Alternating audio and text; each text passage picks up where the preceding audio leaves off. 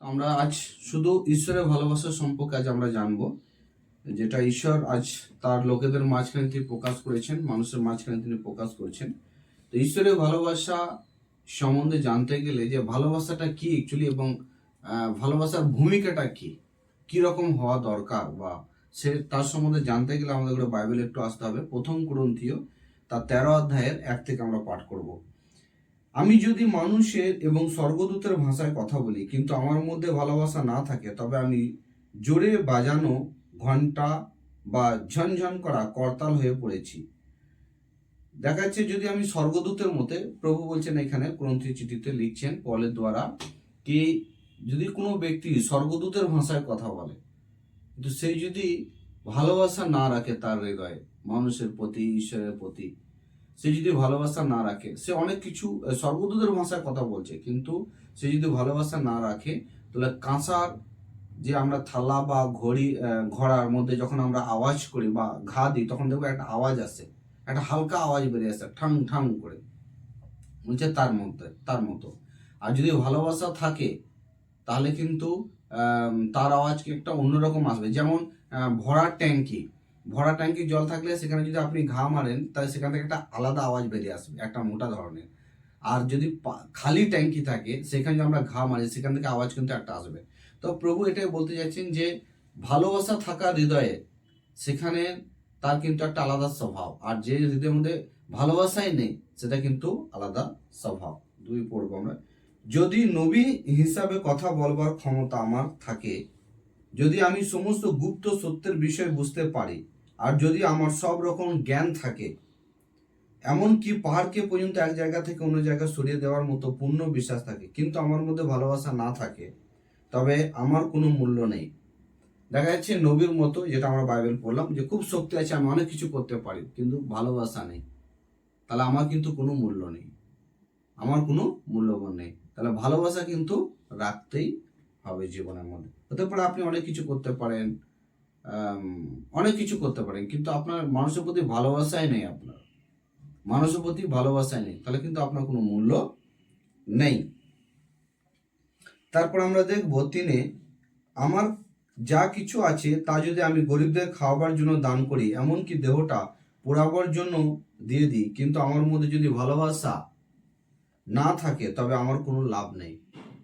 দেখা যাচ্ছে আমার কাছে অনেক সম্পত্তি আছে, আমি সেই সম্পত্তি আমি গরিবদের দিয়ে দিচ্ছি, সেই সম্পত্তি আমি খাই দিচ্ছি, এমনি কি নিজেদের শরীরটাকেও, দেহটাকেও আমি পোড়ানোর জন্য দিয়ে দিচ্ছি। কিন্তু ভালোবাসা যদি আমি না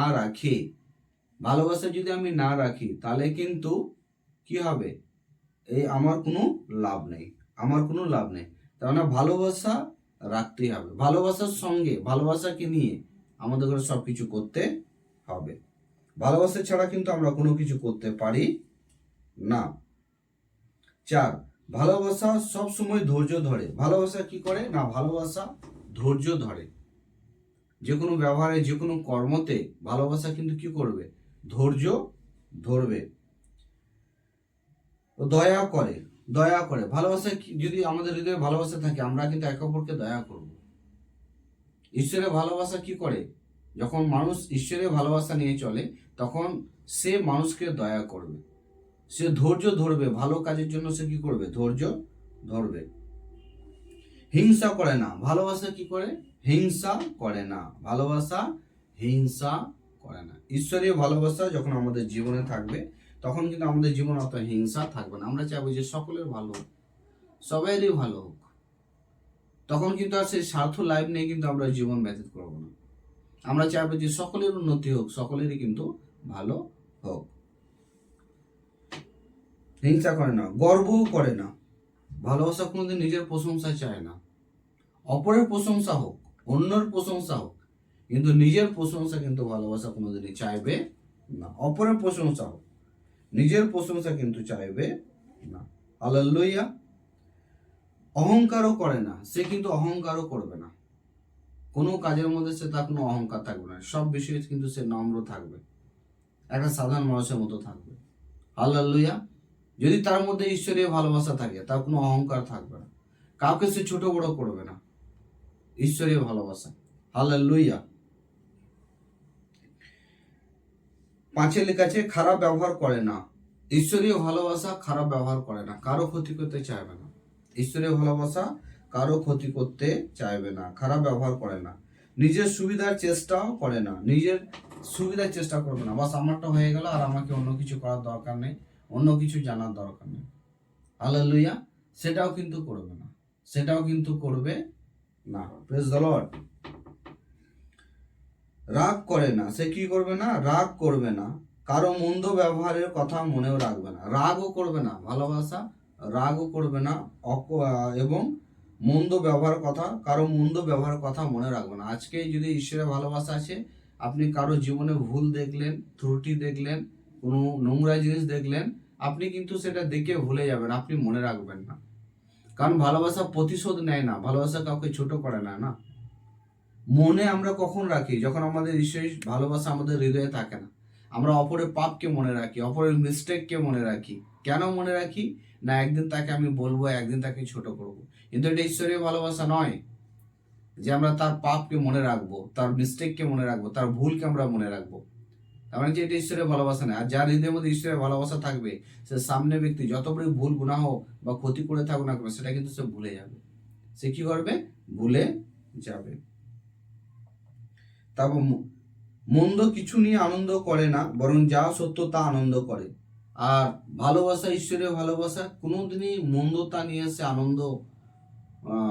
আনন্দ পাওয়ার চেষ্টা করবে না, কিন্তু যেটা সত্য সেটা নিয়ে এসে কি করবে? আনন্দ করার চেষ্টা করবে। হালেলুয়া। মন্দ নিয়ে এসে খুশি হবে না, কিন্তু সে সত্যতা নিয়ে এসে কি হবে? সবসময় খুশি পাবে, সবসময় খুশি পাবে। হালেলুয়া।